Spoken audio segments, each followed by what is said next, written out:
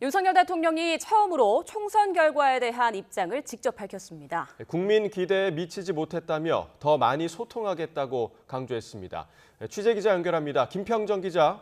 네, 용산 대통령실입니다. 네, 저희가 오전에 생중계로도 전해드렸는데요. 윤 대통령의 국무회의 발언 정리해 주시죠.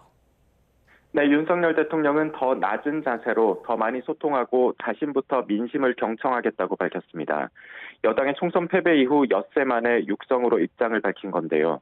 취임 뒤 지난 2년 동안 국민만 바라보며 국익을 위한 길을 걸어왔다면서도 국민 기대에 미치지 못했고 국민을 위한 정책이라도 세심한 영역에서 부족했다고 말했습니다.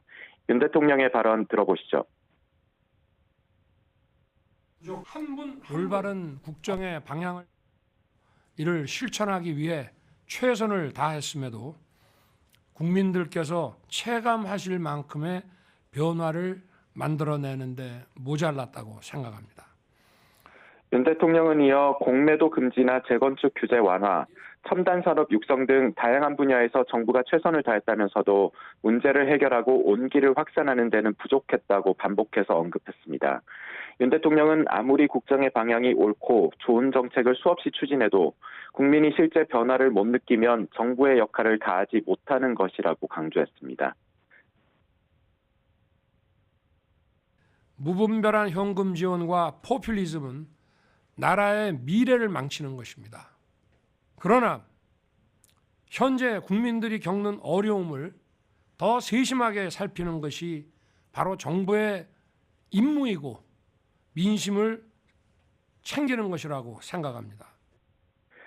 윤 대통령은 실질적으로 도움이 되는 정책들을 더 속도감 있게 펼치겠다며 민생 토론회를 계속하겠다는 의지도 밝혔습니다. 또 노동, 교육, 연금의 3대 개혁과 의료 개혁을 계속 추진하겠다 강조하며 합리적 의견은 더 챙기겠다고 말했습니다. 국회와의 긴밀한 협력도 당부했는데 민생 예산과 법안은 더 많이 소통해야 한다고 덧붙였습니다. 네, 또 대통령실에서는 동시에 인적 개편, 조직 개편을 준비하고 있죠. 네, 인적 쇄신의 첫 단추로 꼽히는 새 비서실장 인선은 애초 예상보다 늦어지고 있습니다.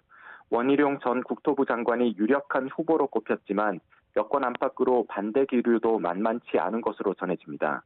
정진석 의원과 이정현 전 의원 등도 후보군으로 거론되고 있는데 아예 원점에서 재검토하겠다는 말까지 나온 것으로 알려졌습니다. 대통령실은 비서실장 등의 인적 개편과 함께 조직 개편 카드도 검토하고 있습니다.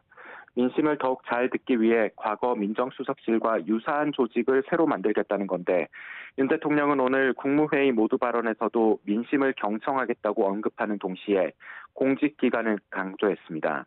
다만 사정기관에 대한 지나친 관여 등 과거 청와대 민정수석실에 대한 비판 여론에 윤 대통령이 앞서 민정수석 폐지 약속한 만큼 추진 과정에 적지 않은 논란이 예상됩니다. 지금까지 YTN 김평정입니다.